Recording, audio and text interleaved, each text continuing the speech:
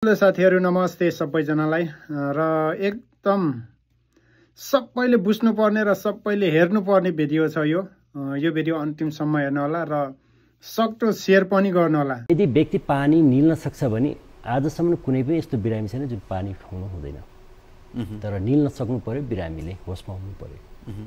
तर बेहोसमा हामीले पानी खुवायो भने, मैले एउटा अर्को कहानी जोड्छु हजुरलाई, जुन हाम्रो परम्पराको कसैको घरमा मृत्यु हुन लाग्यो व्यक्ति हैन, हाम्रो हजुरबामा कोही हुनुहुन्छ व्यक्ति, घरका अग्रज या केही कुनै घटनामा हामी अन्तिम अवस्थामा के गर्छौं त, जब व्यक्ति सास मात्रै अन्तिम बेहोस भएर सास मात्रै लास्ट मोमेन्टको सास हुन्छ जुन हामी पानी दिन्छौं हैन।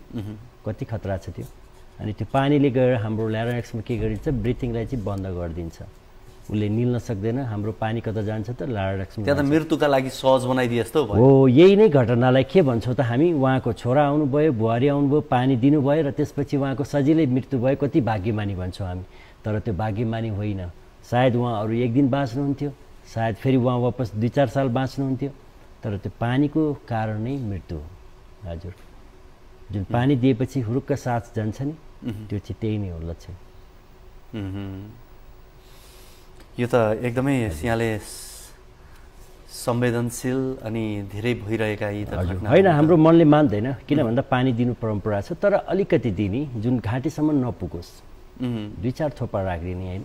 तर अन्तिम अवस्थामा जुन घाँटी जुन घिरिहिरी अवस्थामा हुन्छ, जुन त्यसलाई एगोनल ग्याप्स भन्छौँ, हाम्रो ब्रिथिङ जुन बाँकी रहन्छ, त्यो अवस्था भनेको त अझ सीपीआर गर्ने अवस्था हो हैन। त्यतिखेर पानी हालिदिनु भयो भने त अनि शान्त भइहाल्छ, उहाँ स्वर्गवास हुनुहुन्छ नि। अनि हामी भन्छौँ फलना छोरा या छोरी कति भाग्यमानी उहाँले पानी दिने भएपछि मृत्यु भयो भनेर। यति लामो समस्या तड्पिरहनु भएको थियो। युट्युबलाई सब्स्क्राइब गरिदिनु होला भन्न चाहन्छु साथीहरु। यस्तै भिडियो म लिएर आउने छु। हस् त, बाइ बाइ।